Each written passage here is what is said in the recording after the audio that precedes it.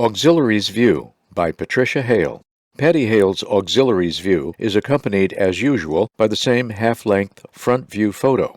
In the photo, Patty is dressed in formal business attire and has a small name badge on her left lapel. There is no photo caption. Her regular column commences as follows.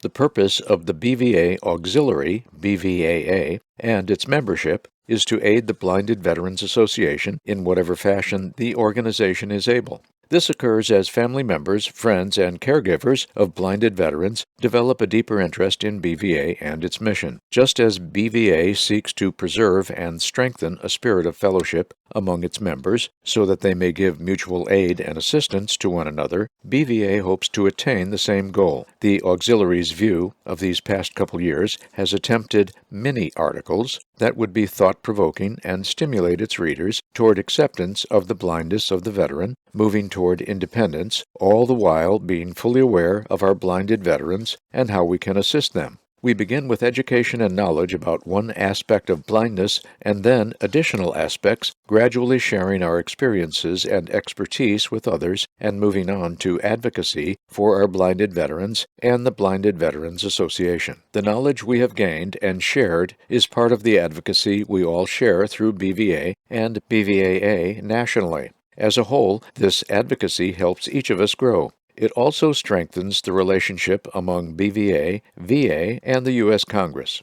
Where does this education and knowledge originate? The answer is simple: in our homes and with our families, caregivers, and close friends. However, it can also begin in our regional groups, the lifeblood of BVA. Now that we are getting out of our homes more as the nature of the pandemic changes, the more active we can be in a regional group and the more we will want to do. It is time to put into practice all that we have been wanting and learning to do while we were restricted by aspects and mandates associated with COVID-19. Without active regional groups, the National Blinded Veterans Association cannot fulfill its obligation to our blinded veterans. Why not? Because active members in sufficient numbers are necessary to constitute the reasons for BVA's existence. To our veterans, I would ask, who is the person or persons closest to you who have helped keep you going during the past 2 years? That same party is probably encouraging you to get back in touch with your life as well by smelling the fresh, clean air of spring and by getting back in touch with your friends. Remember that, like you, this person close to you has been as cooped up as you have been. Look back at the last part of the first sentence of this article. It says that BVAA is also important to, quote, preserve and strengthen a spirit of fellowship among auxiliary members so that they may give mutual aid and assistance to one another, unquote. Oops, did you know about that? You do now.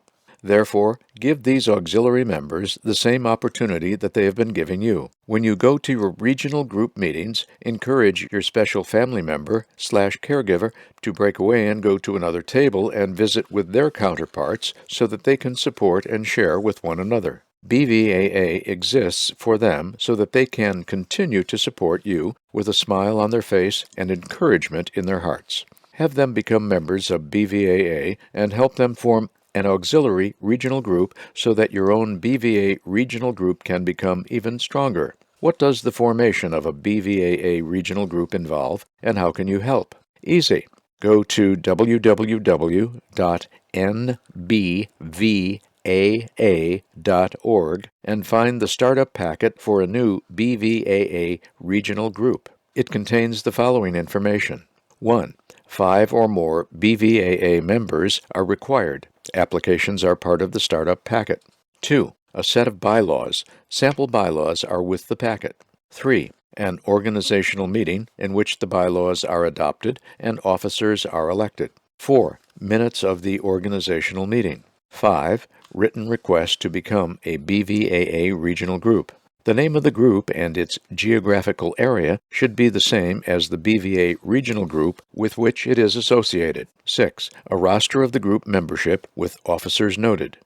BVAA needs a shot in the arm, just as BVA does. Similarly, as the regional groups are the lifeblood of BVA, so it is with BVAA. It also follows that BVA regional groups with associated BVAA regional groups are more active and better for the blinded veterans, their loved ones, and BVA nationally. BVA, BVAAA, and your regional groups need you, your trust, your positive attitude, and your willingness to share. Remember that, as a member, you have the strongest voice. Please use it for the good of your BVA family. As you may imagine, the BVA family has been good to my husband, W. Ray Hale, and to me, and good for us, too. We have grown, and we have had many opportunities to share with many of you. Thank you for giving us that privilege. Like Ray, who has had several guide dogs, likes to say, each dog is not only well trained as a guide, but is also trustworthy, loyal, and so very special in its own way. The bond with the dog is loving, respectful, and strong. These special service animals have been a very important part of his and our lives. Saying goodbye to an old friend is the hardest thing in the world to do. With the BVA family, the goodbye is equally difficult. We would like to thank everyone for their support. I would like to thank Stuart Nelson especially for his encouragement, friendship, and leadership, allowing me to share my thoughts with you on these pages. Thanks to all of you for your service.